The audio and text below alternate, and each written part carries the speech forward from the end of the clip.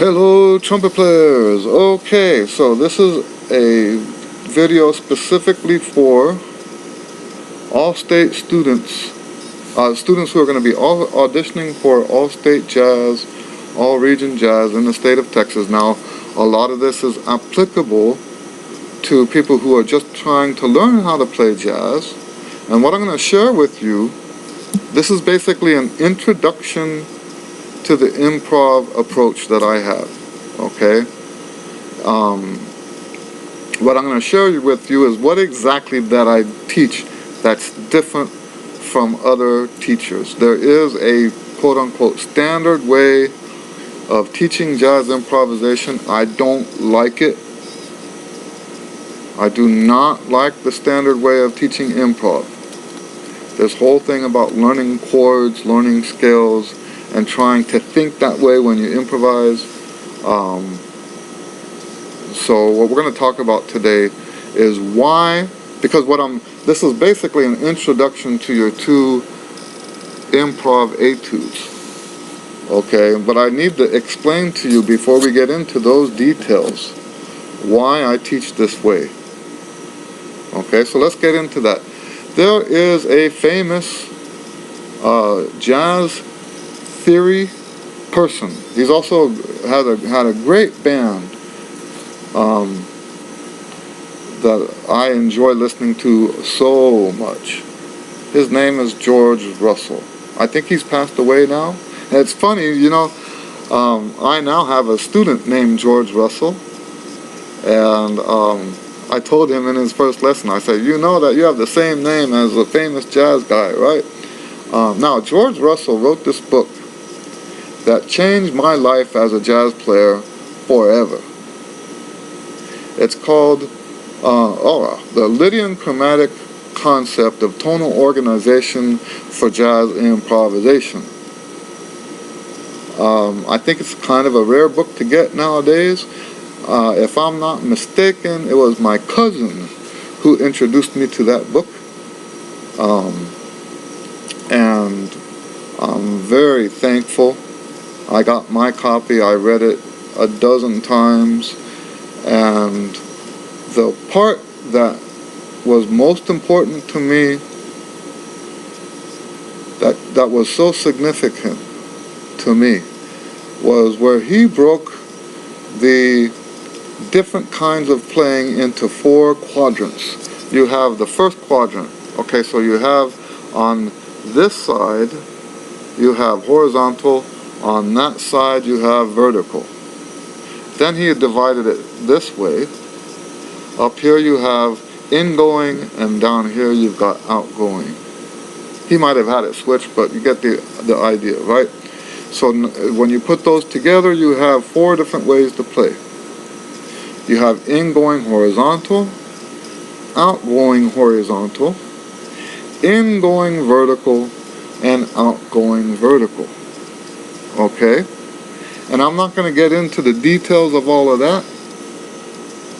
But what I'm going to tell you is that the traditional way to teach jazz improvisation is the hardest one of those 4 to do.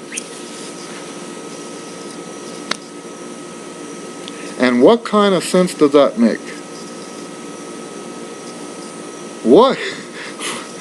Why would you start, if you want to be a mountain climber, why would you start with Mount Everest? If you want to be a long distance runner, why would you start with the Ironman? It makes no sense. Okay? If you want to get into politics, why would you start with president? Huh? Why would you run for president first before you run for city council or whatever? Okay? So it makes no sense to me so the style that they teach, of those 4 quadrants, what they teach in the schools is ingoing vertical improvisation. It's the hardest one of the 4 to do. The easiest of the 4 is what I teach for beginners. I'm not saying I teach everybody that way. When someone comes to me and says, Mr. Lewis, will you help me learn jazz? They've never played jazz before. The first thing we do is look at the ingoing horizontal playing. And you know what? Just about everybody sounds good ingoing horizontal from the beginning. You know, the only ones that don't sound good are the ones that can't play whatever key, right? Let's say you're going to improvise in the key of 6 sharps, and you can't play anything in 6 sharps. Well, yes, your improv is going to be not so good. But what if we're doing the key of C, no flats, no sharps? Everyone, let me stress that again, everyone sounds great playing ingoing horizontal. And that's how I teach the beginners. That's not how I teach everybody. And yes, I've had students that made it to the point where they've gone through all 4 quadrants. Okay, that's not all I teach. Don't get me wrong, because there is a language aspect of it. Okay, so don't get me wrong on that. There's a language part of this, and there's other stuff involved as well.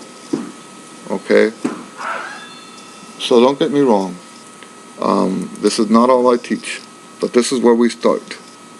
This is always the best place to start. Okay, we're going to start with just playing the notes that are in the key. And that's what I'm going to show you in these next videos that we're going to do. The first one is going to be on So What? And the second one's going to be on Mr. PC. Okay? That's what we're going to do right now. And, you know, if you have questions about this, because I'm very much open to talking about this. You know, I think sometimes people criticize my students.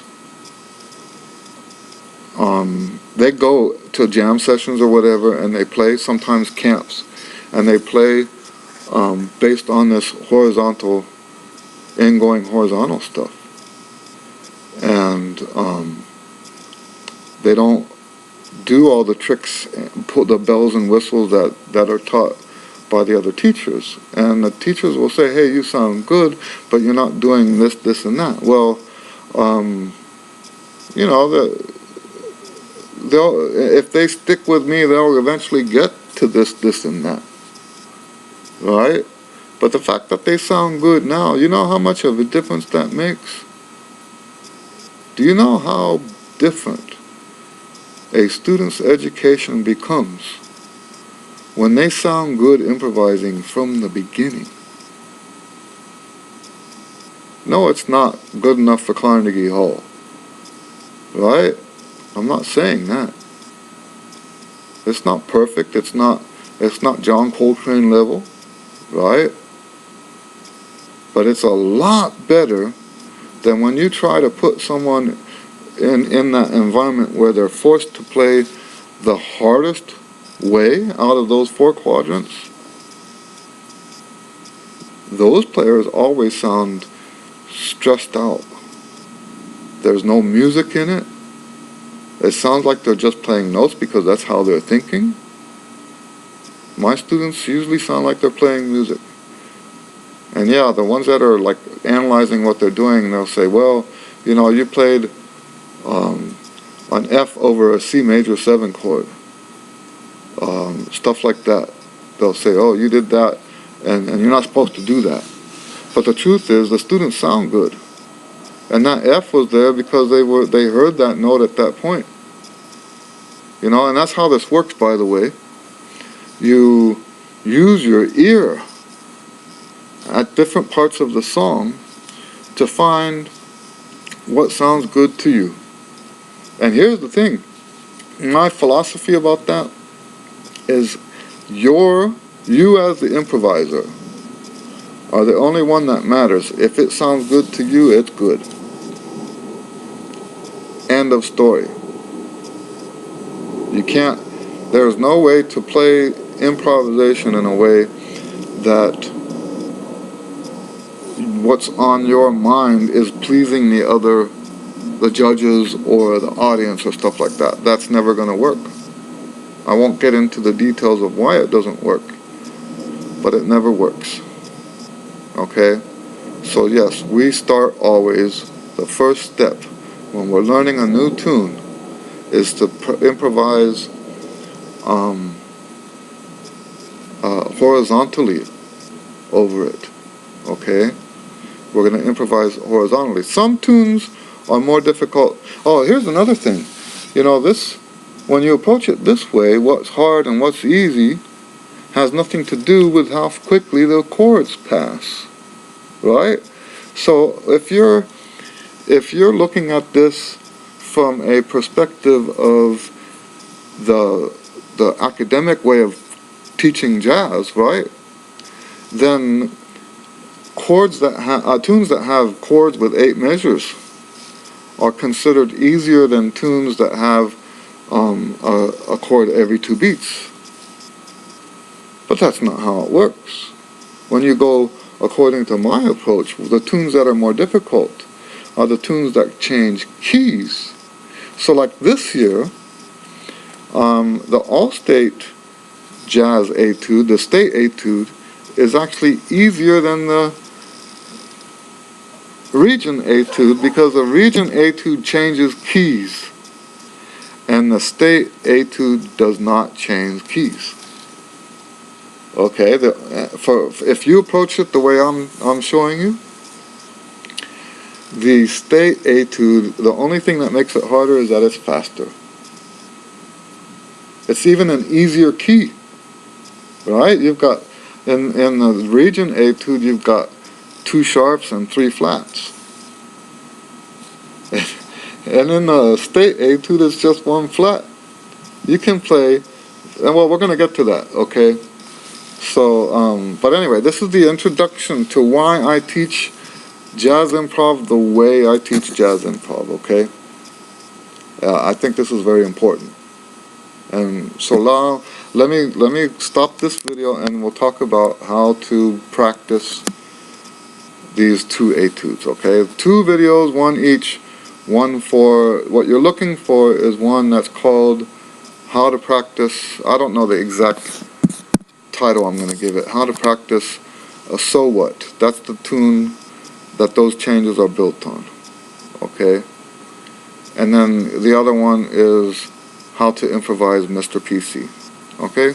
Alright, so, and like I said in the previous video, I'm going to try to release these one day apart from each other, okay? Otherwise they get all lost in the shuffle. Alright, so there you go. On to the next video. God bless you guys. Stay tuned. We're gonna do the next one.